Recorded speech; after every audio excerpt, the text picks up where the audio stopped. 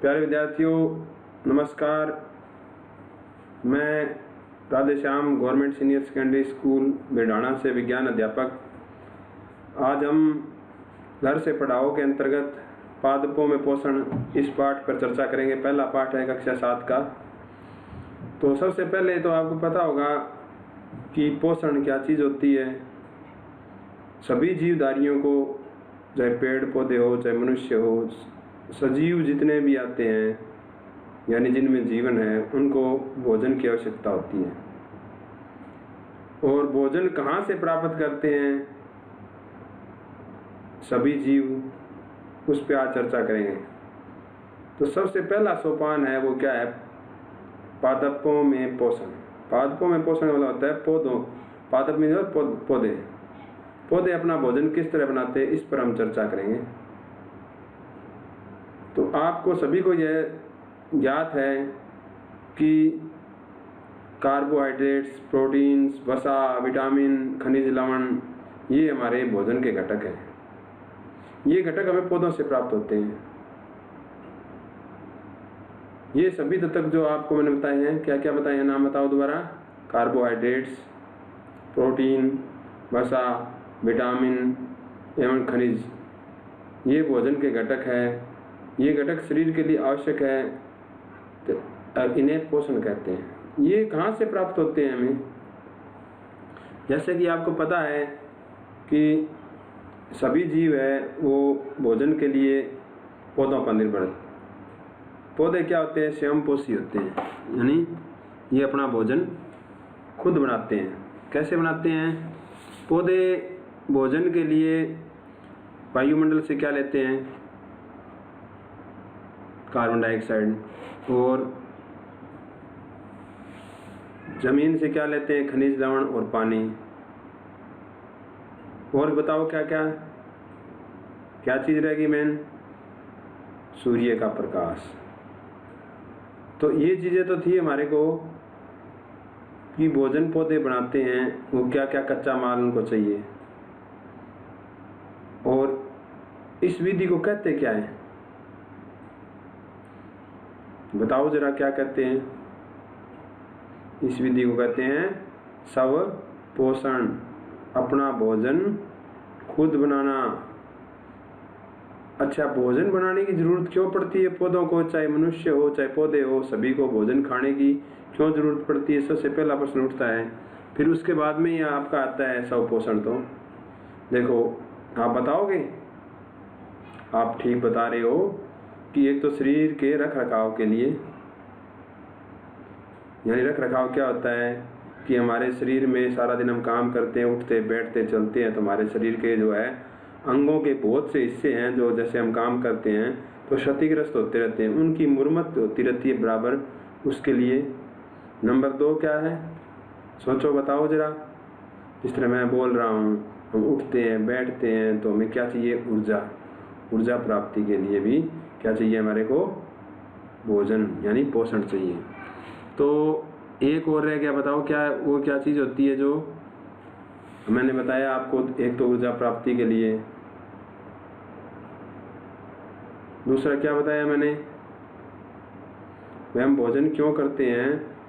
ऊर्जा प्राप्ति के लिए करते हैं। तो एक बताया शरीर की मुरम्मत के लिए, यानी क्षतिग्रस्त भाग है उनका, उनकी क्षतिपूर्ति के लिए। एक रह गया भैया, बताओ। हाँ, आप ठीक बता रहे हो, वृद्धि के लिए। या किसके लिए? वृद्धि के लिए। जिस तरह बच्चा बड़ा होता है तो उसको क्या चाहिए? ज़्यादा विटामिन, मिनरल्स, प्रोटीन्स चाहिए। तो अब आगे आता है पोषण कितने प्रकार के होते हैं पौधों में। तो सबसे स्वपोषण और परपोषण 2 होता है। ज़्यादातर पौधे स्वपोषी होते हैं। स्वपोषी का मतलब क्या होता है बताओगे जरा? स्वपोषी का मतलब थोड़ी देर पहले मैंने बताया है, जो कच्चा मटेरियल हवा से, जमीन से, सूर्य के प्रकाश से लेकर पौधा क्या बनाता है? अपना भोजन बनाता है। उसको क्या कहते हैं? स्व पोषण कहते हैं। अब ये बताओ, पौधे में भोजन बनता कहाँ पर है? क्या आपको पता है भोजन कहाँ बनता है? हाँ, बिल्कुल ठीक बताया आपने। पौधे का भोजन पत्तियों में बनता है, यानी पत्तियां क्या होती है? पौधे के भोजन की क्या? फैक्ट्री। अब हम चर्चा करेंगे कि पत्तियों में भोजन कैसे बनता है। देखो, जमीन से पौधा है, जड़ों के जरिए पानी और खनिज लवण लेता है, यानी और क्या? तने के माध्यम से पानी पत्तियों तक पहुंचता है और पत्तियों में भोजन बनता है। वो कैसे बनता है पता है आपको? सूक्ष्म रंध्र होते हैं, छोटे छोटे रंध्र होते हैं, जहाँ से वायुमंडल की कार्बन डाइऑक्साइड पौधों के अंदर प्रवेश करती है। ये देखो, ये लिखा हुआ पड़ा। उनको क्या कहते हैं? रंध्र द्वार कोशिकाएं। और इन छेदों को जिनसे कार्बन डाइऑक्साइड घुसती है अंदर, उसके क्या कहते हैं? रंध्र कहते हैं। ये देखो, ये दिया हुआ आपका रंध्र का चित्र। ये देखो, ये दिखा रखा है आपका, ये चित्र है, ये किसका है? रंध्र का है।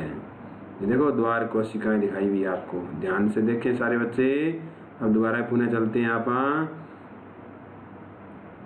अब कहता है, पौधे में किस जगह भोजन का जो बनता है उसको क्या कहते हैं? हरा रंग का एक पदार्थ होता है जिससे पौधे के पत्ते हरे दिखाई देते हैं, उसको क्या कहते हैं? क्लोरोफिल। क्या कहते हैं? दोबारा बोलें। ठीक बताया आपने, क्लोरोफिल। क्लोरोफिल सूर्य के प्रकाश की ऊर्जा को संग्रहण करने में पत्तियों की सहायता करता है। अब देखो, इस ऊर्जा का उपयोग जल एवं कार्बन डाइऑक्साइड से खाद्य संश्लेषण में होता है। तो इस विधि को कहते क्या है? प्रकाश संश्लेषण।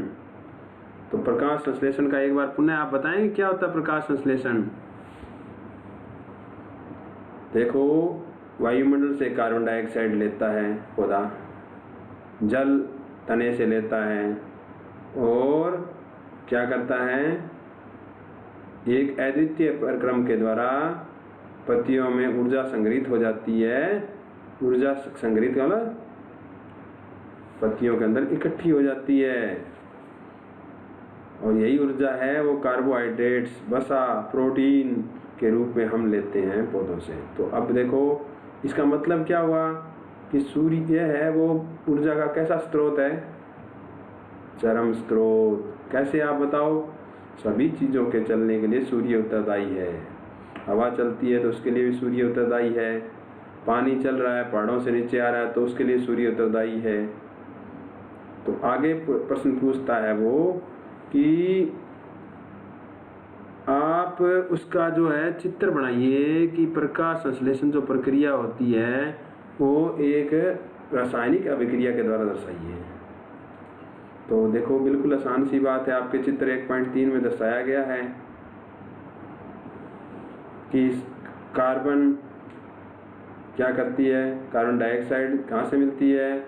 वायुमंडल से। और जल कहाँ से मिलता है? जमीन से। सूर्य का प्रकाश किस पे पड़ता है? क्लोरोफिल पे। और क्या बनता है? कार्बोहाइड्रेट्स और ऑक्सीजन। कार्बोहाइड्रेट्स का मतलब होता है जो गेहूँ हम खाते हैं वो कार्बोहाइड्रेट्स के रूप में होती है, और मक्का हम खाते हैं वो कार्बोहाइड्रेट्स होता है। तो और ऑक्सीजन, दो चीज़ें पौधा देता है देखो हमें, एक तो भोजन देता है और सांस लेने के लिए देखो ऑक्सीजन भी दे रहा है। तो अब आगे आपका जो है आपको चित्र दिखाया गया, मैंने पहले बताया था कि ये देखो, ये पौधे का चित्र दिखाया गया है। आप ध्यान से देखो, सूर्य की ऊर्जा को क्या कहते हैं? सौर ऊर्जा। और बताओ जरा क्या क्या चीज़ें हैं? जमीन से क्या आ रहा है? ठीक, जल और खनिज। और पत्तियों से क्या आ रहा है? पत्तियों के अंदर क्लोरोफिल है जो क्या करता है? उसके रंध्र भी होते हैं उसके अंदर, जो क्या करते हैं? कार्बन डाइऑक्साइड को लेते हैं, और रंध्र होते हैं वो क्या करते हैं? उनको अंदर खींचते हैं कार्बन डाइऑक्साइड को। और क्लोरोफिल सूर्य की ऊर्जा को क्या करता है? इकट्ठा करता है। अब आपसे कई बार क्वेश्चन पूछ लेता है कि पादपों में क्या एक ही विधि है?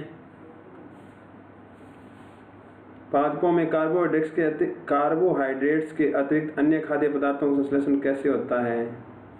बिल्कुल सही बात कि कार्बोहाइड्रेट्स तो है गरीब का भोजन भी कहा जाता है। आप 10वीं क्लास में पढ़ोगे, बड़ी क्लासों में पढ़ोगे। इसके अतिरिक्त है जो प्रोटीन होती है, वसा होती है, जिसको घी बोलते हैं हम, तेल बोलते हैं, वो वसा होती है।